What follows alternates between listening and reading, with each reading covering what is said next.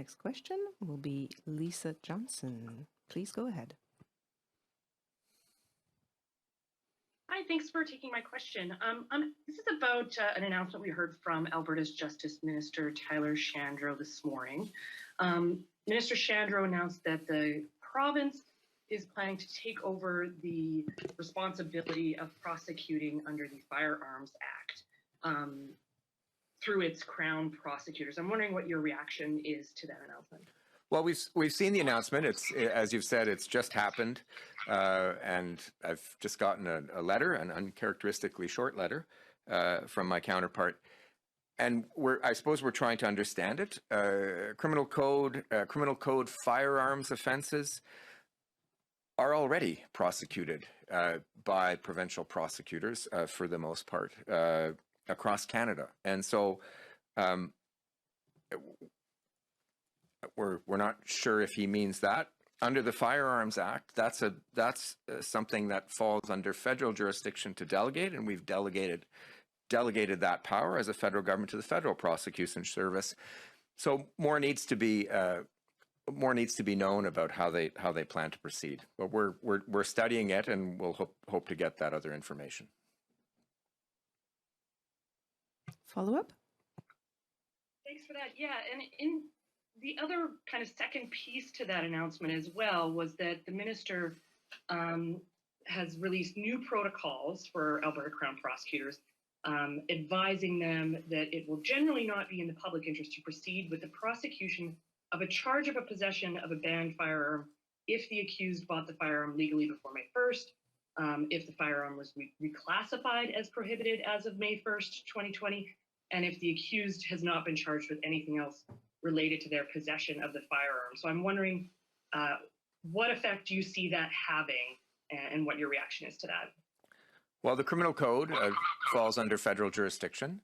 The Firearms Act is a federal statute, and the courts have held that firearms regulation falls under federal jurisdiction.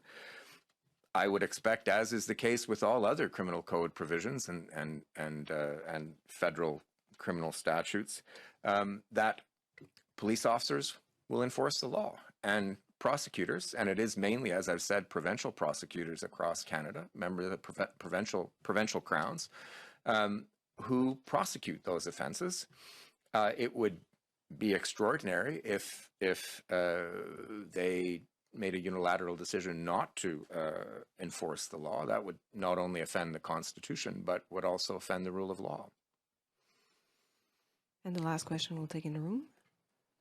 Hi, Minister. I wanted to ask you about this firearm stuff as well. It sounds like you're saying that you can't believe what Alberta is doing. Are you prepared for federal legal action if they do, in fact, tell their prosecutors not to enforce federal gun laws?